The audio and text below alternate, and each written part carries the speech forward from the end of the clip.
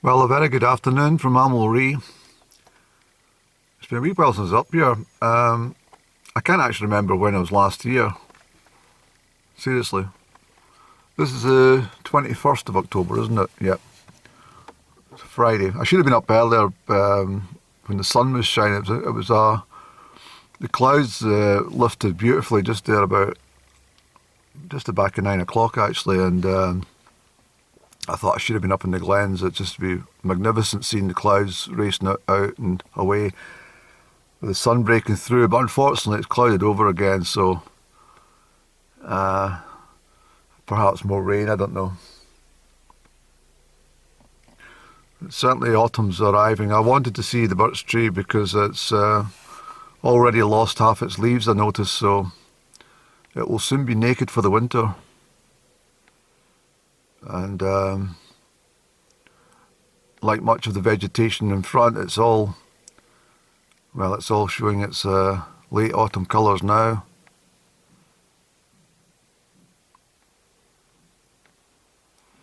I've got this sneaky feeling we're going to get quite a difficult winter ahead of us. We'll see what happens.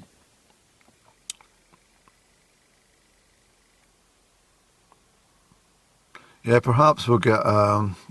We are certainly due a wintry a wintry spell. We've not really had significant snow for a few years now, especially down in the valleys. So I think we might get some this year. You can do what it wants. Try and keep busy. Anyone's been watching my YouTube channel will realise I'm not long back from Ben Alder. It was a wonderful trip, magnificent. But if you view the uploads, you'll see that it was a very challenging trip all round. But I won't go through that all over again.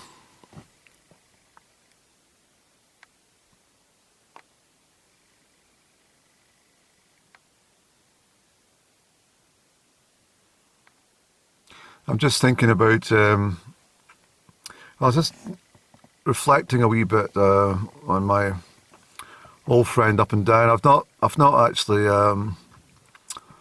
There was a kind of,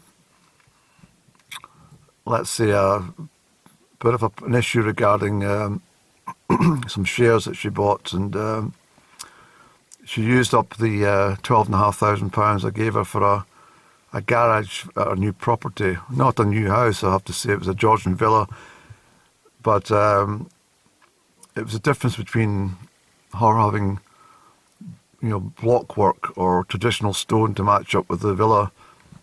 And I just wanted to help her, and I wrote a cheque for £12,500, and she used the whole lot to buy some stupid shares, despite promises. So I'm afraid we've got to a kind of critical conclusion in our relationship in regards to I can't continue to assist her financially if she keeps on buying, shares in a bear market. So it's not good.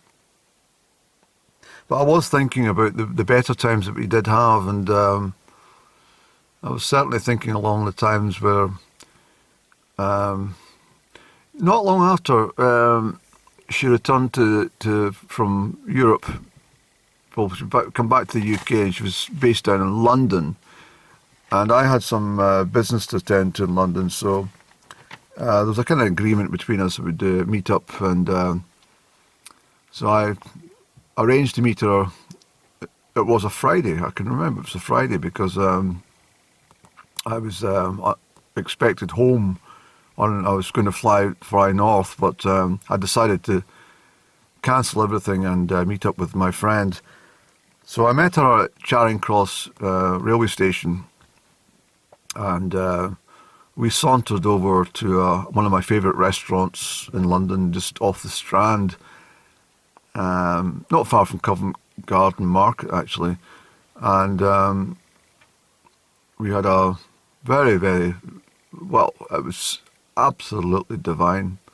It really was. It was an absolutely lovely lunch. And I'm very, very acutely remember, yes, I do. I acutely remember the fish. She had grilled, well, pan-grilled Dover sole. She had avocado and apricots in a hollandaise sauce was by the side. And I did say to her, I said, "What on earth has happened to your nose?" And she said that she had put salt on the fish at the convent. Why would you put salt on fish? And she said that's what Mother Superior said to her. And Mother Superior then hit her with a cheese grater, apparently, and kind of scraped a little bit of the skin on the end of her nose. And I thought, I hope that heals, because I mean, she's absolutely beautiful. She is a very beautiful woman, and I was very concerned that this cheese grater that had been slammed against her nose had done some permanent damage, but thankfully it hadn't, and that was a bit of a relief, because she has very, very, very adorable looks, and I was very concerned for a long while. But I said to her, I says, this Mother Superior, does she have a habit of clobbering nuns when there's salt put on the fish? But she didn't answer me. She didn't. She sometimes did that up and down. She would go into conversation and then she would stall. I always felt the feeling that she was rather hesitant to give away too much information on any subject. And rather than, chat and fill in the gaps, she would rather say nothing. I found this quite often was the case. But I remember this beautiful luncheon because it was, as I say, it was my favourite restaurant. And I had actually recommended the Dover sole because of the peculiar combination with the apricot and avocado and hollandaise sauce. I just remembered, actually, she, how could I forget? It was very, very strange up and down to say this, but she had some hollandaise sauce which ended up just on the edge of her chin, kind of dribbled down from her mouth, and I said to her, "You need to use a napkin, you've got some hollandaise sauce sitting on your chin." And she said to me, "I bet you wish that was something else." It certainly left a lot to the imagination. I turned rather pink. In fact, quite red I turned. It was so unlike her. But then I remembered, while we were sitting having a glass of, we both opted for Dubonnet on that luncheon. And I was sitting drinking Dubonnet when this was mentioned. And it took me back to the time, oh dear, it was a long, long while back, but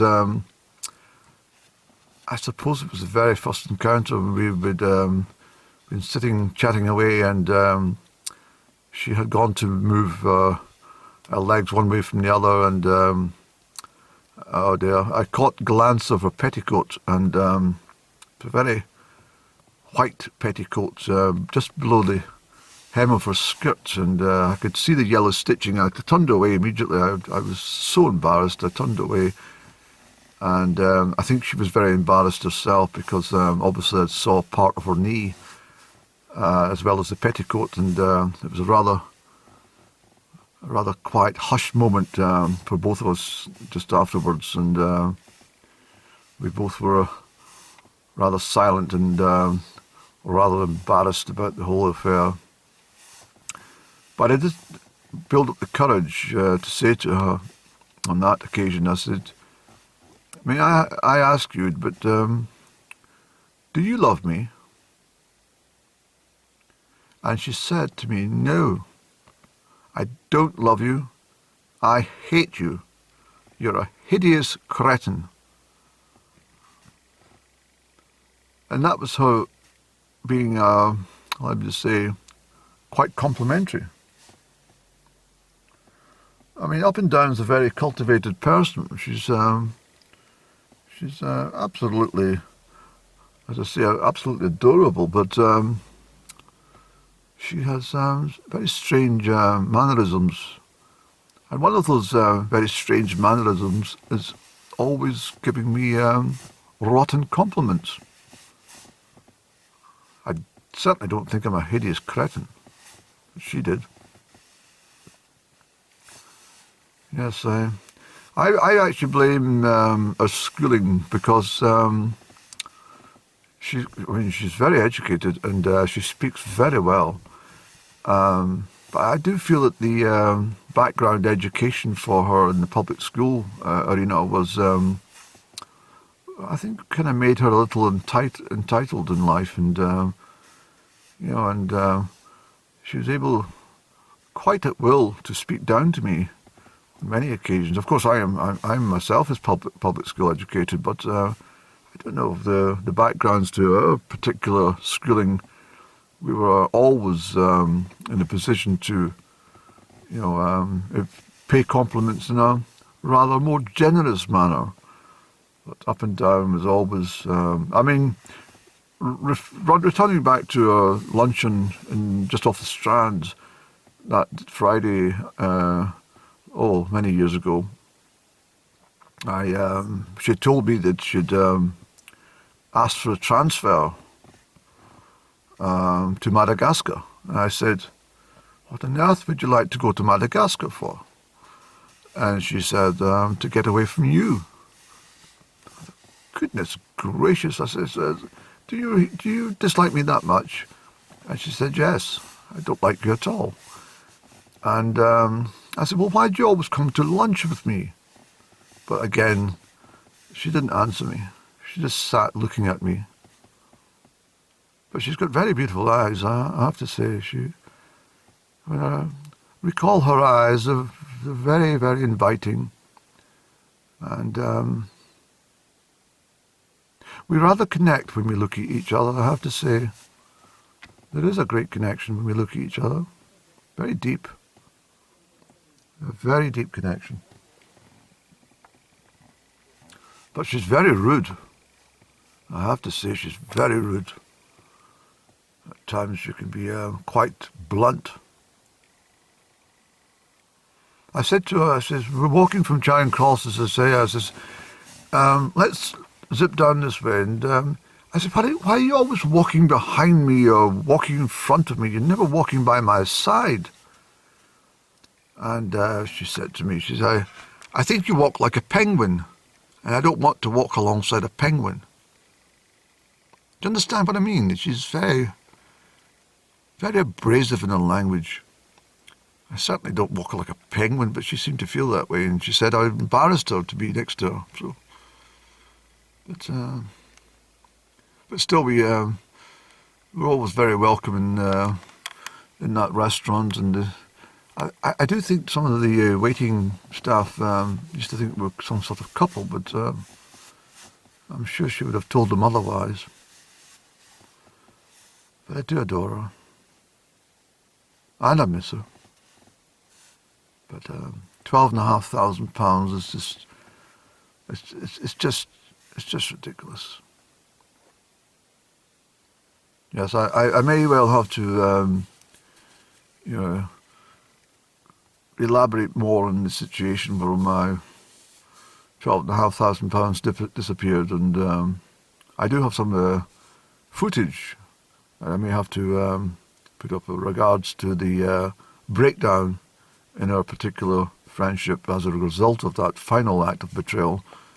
And I was very saddened that the whole purpose was for the nice garage for Minnie, the red Minnie that she loves to drive around town. But since that day she informed me there was no garage, and the shares had plummeted and crashed, and she lost a bloody lot. I just thought, no, someone has to draw a line, and although I'm very keen on Up and Down, I'm very fond of Up and Down, and still think she's very beautiful, I just felt, no,